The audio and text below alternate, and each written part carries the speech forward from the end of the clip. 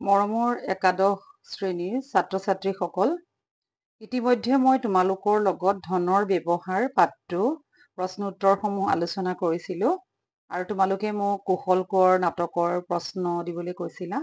এতিয়া প্ৰথম কথা হ'ল তোমালোকে চোৱা তোমালোকৰ ইউনিট আৰু টপিকছ আৰু মাৰ্কছখিনি কেনেকৈ ভাগ কৰা হৈছে।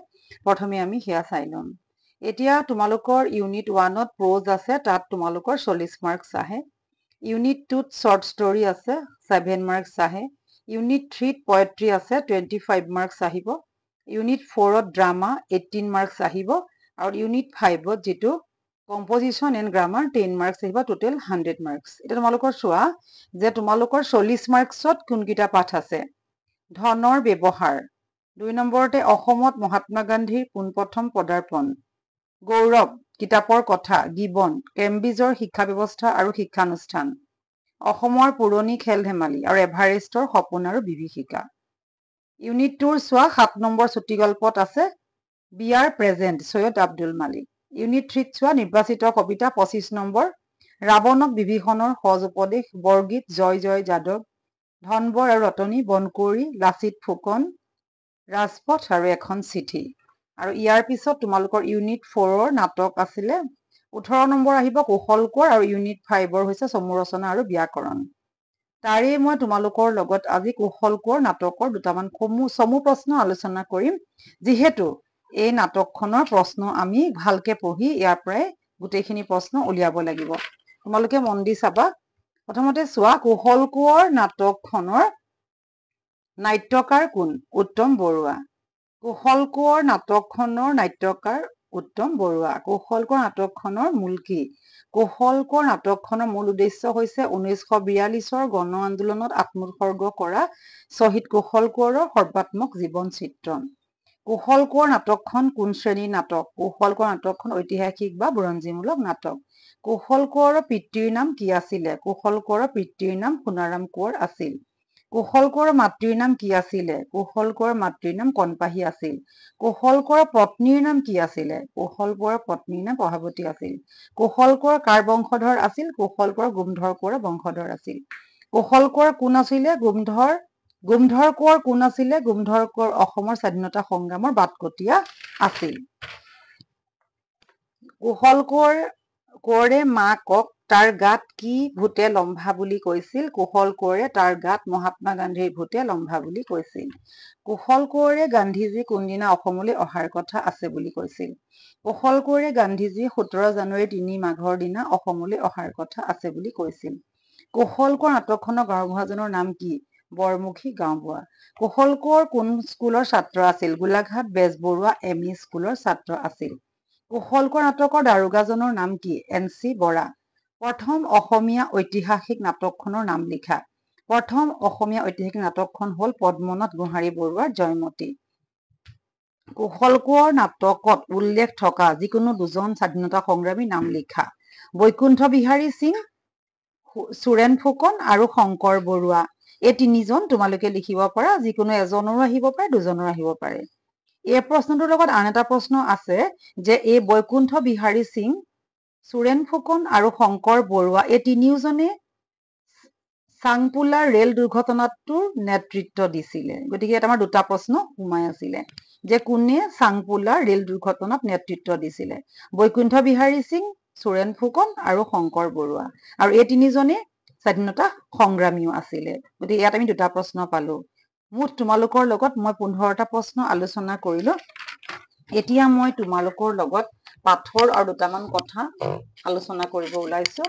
তোমালোকে শুনিবা যে আমাৰ কুশল কোঁৱৰ নাটকখনৰ মূল কথাটো কেনেকুৱা ধৰণৰ আছিলে। চোৱা যে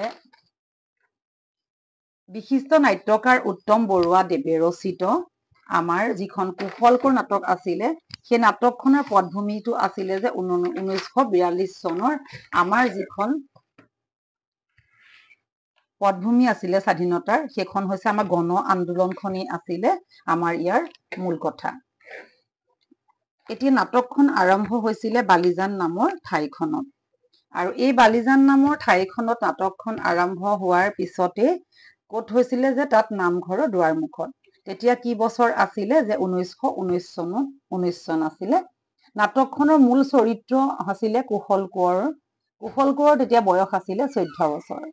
গাঁৱৰ নামঘৰত ওজাপালি চলি আছিল। তেনে সময়তে দাৰোগা NC বৰাই বৰমুখী গাঁওবুঢ়াৰ লগত আগবাঢ়ি আহি ওজাপালি গাই থকা ওজাজনক স্বৰাজৰ গীত গোৱাৰ বাবে স্বৰ সোধাইছিল আৰু বাকী কেইজনক চিপাহীকো কোবাবলৈ দিয়াত দৰ্শকৰ শাৰীত বহি থকা ল'ৰা এজনে আহি দাৰোগাক বাধা দিয়ে।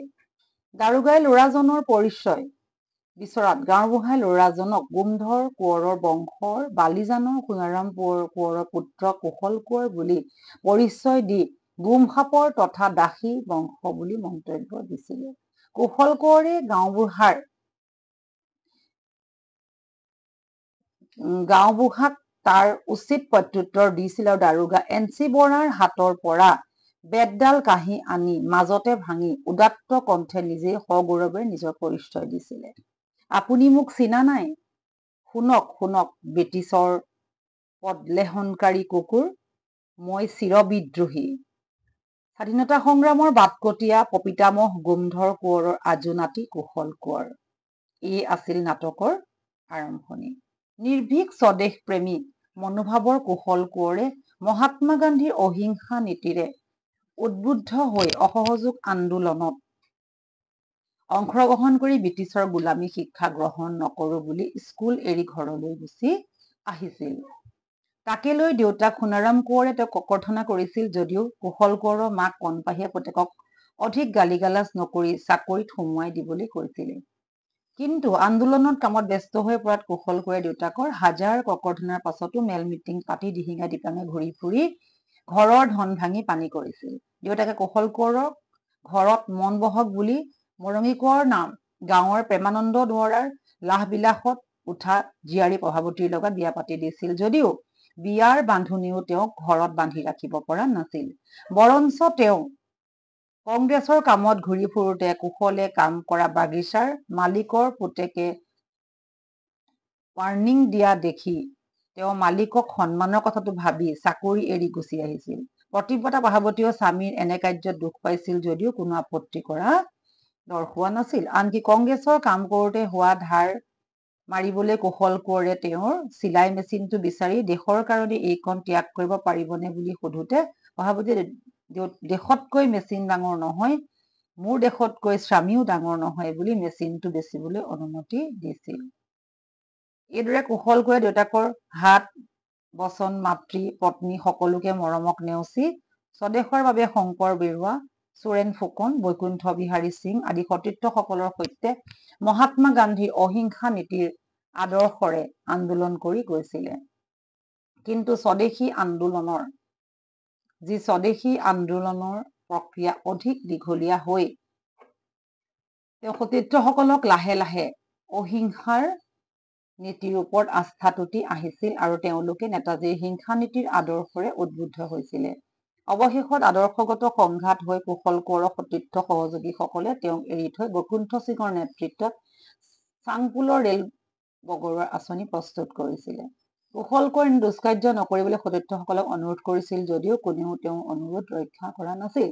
বৰঞ্চ তেওঁ গীতাত শ্ৰীকৃষ্ণৰ কুৰুক্ষেত্ৰৰ যুদ্ধত অৰ্জুনক যুদ্ধৰ বাবে প্ৰস্তুত কৰিবলৈ আগবঢ়োৱা বাণীৰ কথা সোঁৱৰাই দি 42ৰ গণ আন্দোলনত নিহত হোৱা সতীৰ্থসকলক বলিদান বিফলে যাবলৈ নিদিওঁ বুলি চোৰেণ ফুকন বৈকুণ্ঠ সিং আৰু শংকৰ বৰুৱাই আমি ভাৰতীয় বিজ্জাত সন্তান এই যুগৰ অস্ত্ৰৰে মাতৃৰ হাতত শৃংখল উন্মোচন কৰিম বুলি ঘোষণা কৰিছিল।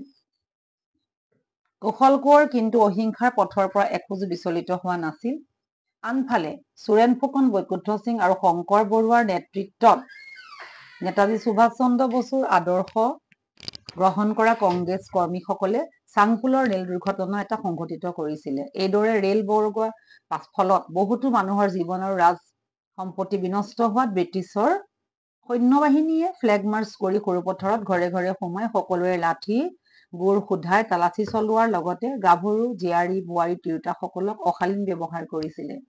ৰেল দুৰ্ঘটনাটোত জড়িত থকা নেতাসকলে আত্মগোপন কৰাত দাৰোগা NC বৰাৰ কাষে কাষে ফুৰা বৰমুখী গাঁওবুঢ়াই নিজৰ স্বাৰ্থ ৰক্ষা আৰু দাৰোগা NC বৰাই ব্ৰিটিছ চৰকাৰক আগত হ'ব পৰা অপমানক ৰখাবলৈ কুশল কোঁৱৰক একালৰ সহযোগী তথা ৰেল দুৰ্ঘটনাত জড়িত বুলি পুলিন বৰুৱাক ধন আৰু চাকৰি প্ৰলোভন দি ৰেল দুৰ্ঘটনাত জড়িত ব্যক্তিসকলক ধৰাই দিবলৈ কৈছিল।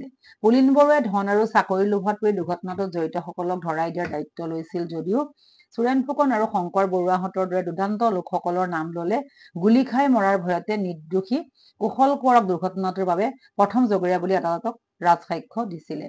আদালতৰ ষড়যন্ত্ৰকাৰীসকলৰ ষড়যন্ত্ৰত কুশল কোঁৱৰৰ উকিল তাৰাপ্ৰসাদ বৰুৱা পৰাজিত হৈছিল আৰু কুশল কোঁৱৰ দোষী প্ৰমাণিত হৈছিলে। এইদৰে গান্ধীজীৰ মন্ত্ৰশিষ্য অহিংসাৰ পূজাৰী কুশল কোঁৱৰে দেশমাতৃৰ সেৱা কৰিবলৈ গৈ বিনা দোষত ফাঁচীৰ হুকুম লাভ কৰিবলৈ আৰু 1943 চনৰ 12 জুনত কুশল কোঁৱৰে ফাঁচীৰ আগমুহূৰ্তত দেশৰ মংগল প্ৰাৰ্থনা কৰাত নাটকখনৰ কৰুণ পৰিসমাপ্তি ঘটিছে। মৰমৰ ছাত্ৰ ছাত্ৰীসকল, তোমালোকে খুব ভালকে শুনি গোটেই মূল কথাখিনি নিজৰ আয়ত্তলৈ আনিবা। ইয়াৰ পিছত বাকী মই যিমান প্ৰশ্ন আছে তোমালোকক দি যাম। তোমালোকে ভাল লাগিলে লাইক কৰিবা, শ্বেয়াৰ কৰিবা, ছাবস্ক্ৰাইব কৰিবা। ধন্যবাদ।